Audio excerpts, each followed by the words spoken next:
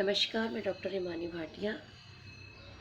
अब हम पढ़ेंगे कि रेडियो की शब्दावली क्या है। इससे पहले हमने पढ़ा था कि रेडियो पत्रकारिता क्या है, उसमें ध्यान देने योग्य बातें कौन सी हैं, उसकी विविधताएं कौन सी हैं, उसके वर्गीकरण के आधार कौन से हैं। अब हम देखेंगे कि रेडियो की शब्दावली क्या है। यह सर्वमान्य, सर्वविदित एवं स्वीकृत तथ्य है कि रेडियो की भाषा श्रव्य भाषा होती है। श्रव्य भाषा मौखिक भाषा है और इस प्रकार की भाषा को सरल एवं प्रभावी, सहज ग्राह्य और व्यवहारिक होना चाहिए। बिल्कुल सही बात है कि ऐसी भाषा ऐसी होनी चाहिए कि जिससे व्यक्ति साधारण तरीके से, आसान तरीके से समझ सके, पढ़ सके। जबकि हम ध्वनियों पर जोर दें और बोलते समय कहाँ बल देने की आवश्यकता है और कहाँ नहीं, इस बात का हमें विशेष ध्यान रखना चाहिए। ऐसा करना इसलिए आवश्यक है कि शब्द मूलतः ध्वनि ही है। मीडिया लेखन पर पुस्तकें लिखने वाले विद्वान लेखकों की धारणा है कि रेडियो की शब्दावली 3 प्रकार की सामग्री से तैयार होती है। पहली वाक अर्थात स्पीच, दूसरी ध्वनि प्रभाव जिसमें संगीत भी सम्मिलित है, और तीसरी मौन या साइलेंस। ये तीनों प्रकार की सामग्री किस प्रकार रेडियो की शब्दावली को तैयार करती है या उसे तैयार करने में सहायक होती है, इसका संक्षिप्त विवेचन आज हम पढ़ेंगे। सबसे पहले हम देखते हैं कि वाणी के माध्यम से किस प्रकार की शब्दावली तैयार की जाती है। बिना ध्वनि प्रभावों के ही सूचना और विचार संप्रेषित किए जा सकते हैं, किंतु रेडियो पर इसका प्रयोग एक विशेष प्रकार से करना पड़ता है। रेडियो पर ऐसे प्रयोग करते समय सरलता और साफ़ी ज़रूरी नहीं होती, बल्कि बहुत ज़्यादा ज़रूरी होती है। इसका कारण यह है कि अमूर्त वाक्यांश जिनका कोई चित्र खड़ा नहीं होता, वे हवा में अपना प्रभाव खो देते हैं। यदि तर्क जटिल है, कठिन है, हम उसे बोलने में या समझाने में थोड़ी सी कठिनाई का अनुभव कर रहे हैं, तो हम उन्हें न तो दोबारा पढ़ सकते हैं और न दोबारा सुन सकते हैं। इसलिए हमें चाहिए कि हमें बहुत ध्यानपूर्वक उसे पढ़ना चाहिए। लेकिन हम छपी हुई लिखित सामग्री को तो दोबारा पढ़ सकते हैं, किंतु हवा में तैरने वाले वाक्यांशों का जिनका कोई आकार ही नहीं होता, वो दोबारा कभी भी नहीं पढ़े जा सकते और न दोबारा पढ़कर उनमें कोई संशोधन किया जा सकता है। हमें एक बार में ही ऐसे शब्दों को सुनकर उनके मर्म तक पहुंचना होता है। इसलिए सरलता और स्पष्टता की आवश्यकता पड़ती है। रेडियो पर बोलने वाले व्यक्ति को इस बात को भी ध्यान में रखना होता है कि वह श्रोताओं का ध्यान अपनी ओर आकर्षित करे, और आकर्षित करने के लिए वह अपनी भाषा में उतार चढ़ाव या सुर, ताल और स्वर में विविधता लाए।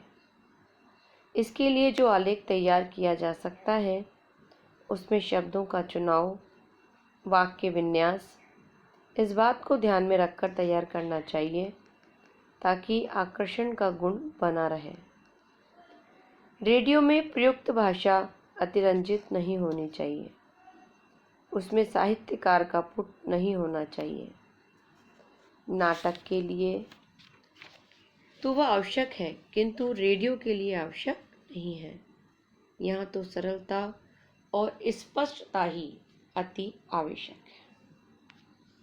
नेक्स्ट पॉइंट है हमारा ध्वनि प्रभाव।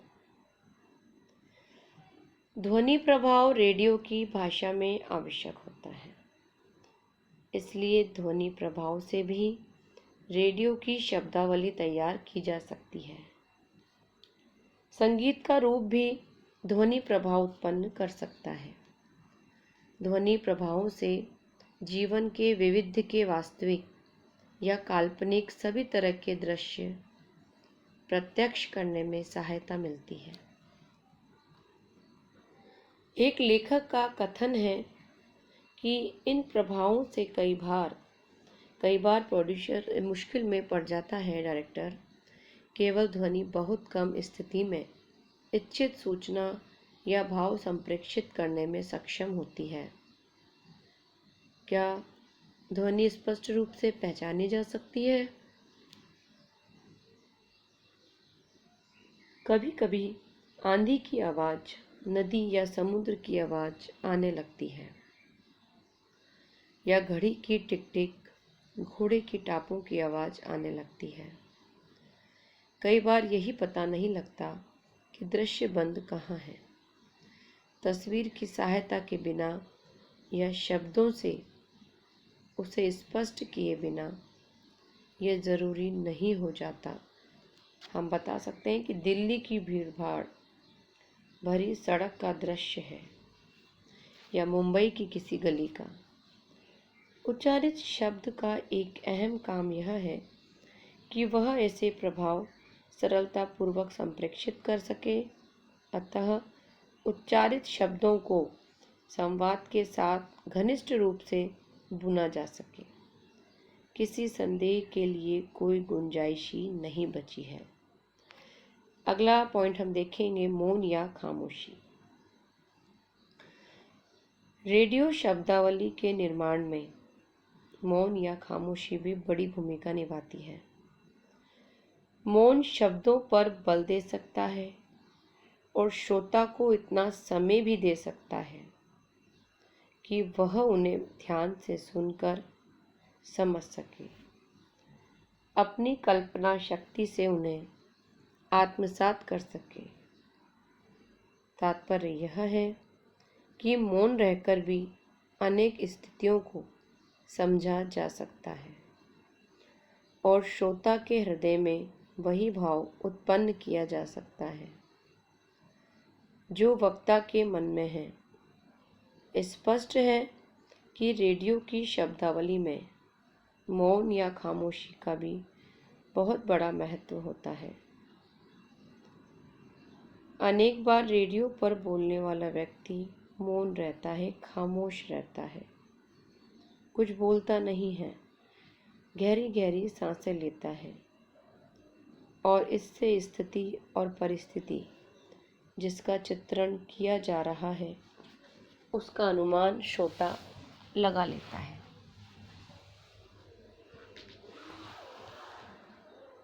इसमें स्थिति और ऐसे कारुणिक दृश्य भी होते हैं, संघर्ष के ऐसे क्षण भी होते हैं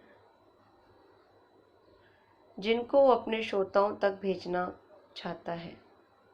रेडियो की शब्दावली में इन सब बातों का ध्यान रखना चाहिए। अंत में हम ये कह सकते हैं कि रेडियो की शब्दावली मुख्य रूप से 3 प्रकार की होती है जो हमने आपको बताई: वाणी, ध्वनि प्रभाव, मौन या खामोशी। इसमें संप्रेषण के अवबोधन हेतु शब्दावली निर्माण पर विशेष ध्यान रखना पड़ता है, क्योंकि उसी के माध्यम से हम श्रोताओं को अपनी बात को अच्छी तरीके से स्पष्ट कर सकते हैं। धन्यवाद।